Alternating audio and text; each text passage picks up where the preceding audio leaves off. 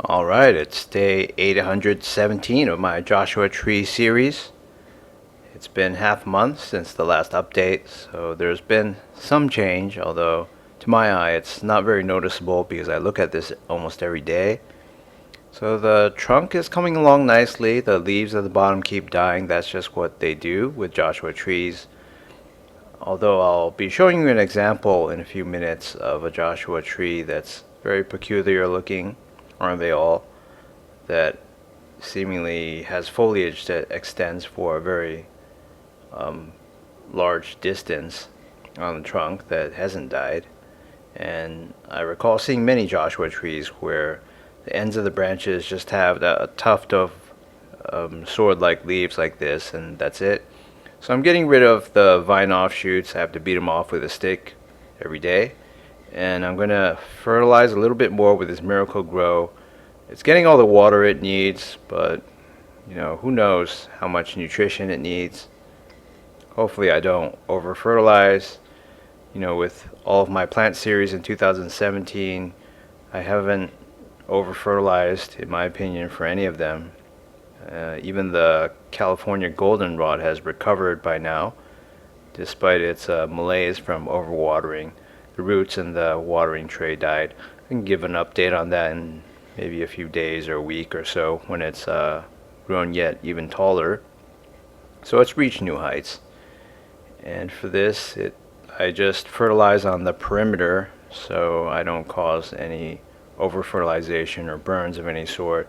You can see the phototropism displayed by this plant. I thought that wouldn't be an issue, but even with the Joshua tree, it's bending towards the light. California goldenrod has phototropism pretty badly too. So I used to have this on a spinning platform. I could just spin the pot around, but then I wouldn't have access to the watering tray, just visually, so I wouldn't be able to tell how much I've watered or lack thereof. The watering tray runs dry mostly for this. I don't want to repeat the mistake of early on in the series where there was root rot.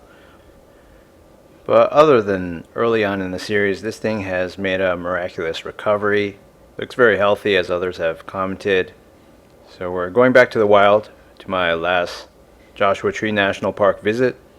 This is the one I referred to where foliage seemingly takes forever and ever to die on this trunk. I don't know if I've showed this one before. I don't think so. After you've seen all these different Joshua trees, it's kind of hard to recall how many you've shown to your viewers. I've filmed a lot of Joshua trees because they're all so bizarre looking. This one is just a giant spike club, roto-rooter or whatever. And the leaves seem to go in different directions. You have some going side parallel to the ground, some going up, some going down. So it creates a very unique look. And those are all the dead leaves on the trunk.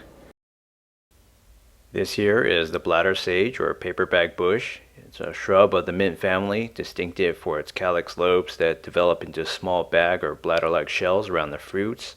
I like them when they have this purplish tinge to them, rather than just everything being a bunch of white bladders. It adds a lot of color, makes it more vivid. And here's another Joshua tree with 3 adventitious shoots. Makes you wonder how old the adventitious shoots are, because if you take the average growth rate in the literature of 3 inches per year, then they must be 20 or 30 years old. And I don't know how much of that is true. If you're comparing that to seedlings, maybe these adventitious shoots get all their nutrition from the parent tree, so it'll grow a lot faster. Because in my mind, this 3 inches per year thing just doesn't add up. I mean, should be more opportunity for growth during winter when they receive rain. So I'm not sure, especially with a plant that has so little foliage, and I'm sure it has the waxy cuticle and it has the sword-like leaves that are excellent at conserving moisture and trapping air in between the pockets of all those sword-like leaves. That that breaks up the wind and prevents evaporation further. So I'm not sure, why these things grow so slowly, but it's just a very interesting, exotic looking desert plant.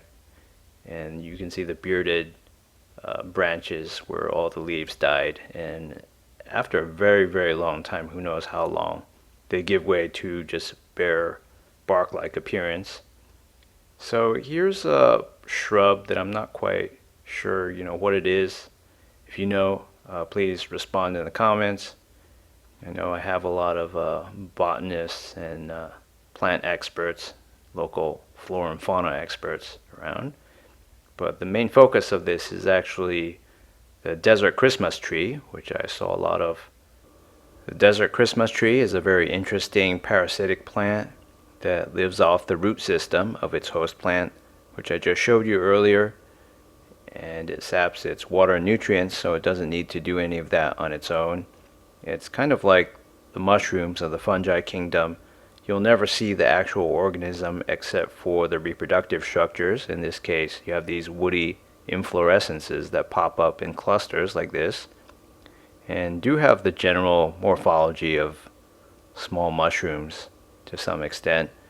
So if you catch these at the exact right moment, they'll be covered in beautiful violet colored flowers. And I did get some pictures of nearly perfect specimens at the right time, but I don't have any video footage. A lot of this was in the shade, it was in the afternoon. And this is Desert Dodder, Dodder. It's the analog of chaparral dodder, which is the stuff around me in the chaparral at much lower elevation, much closer to the Pacific Ocean. It looks exactly the same, and it operates the same. Looks like a bunch of dried out instant noodles. It's got these modified root structures called haustoria that burrow into the host plant and extract its water nutrients. It doesn't need to photosynthesize, so this is an organism, a parasitic plant in which everything you see is above ground. It's the opposite of the desert Christmas tree. So I'm not quite sure why this hasn't just taken over the entire landscape. In some areas it does have a considerable domination over the local flora, but it's never like a complete blowout. So this is kind of what my channel used to be, just a lot of documentary style, later on narrated videos about local flora and fauna, but there just wasn't that much of a market for it. I think most people don't know about these plants and animals, so they don't look them up, and hence I wasn't getting much traffic, and I didn't know where else to put this stuff except in my Joshua Tree video. So thanks for watching, and don't forget to like my Facebook fan page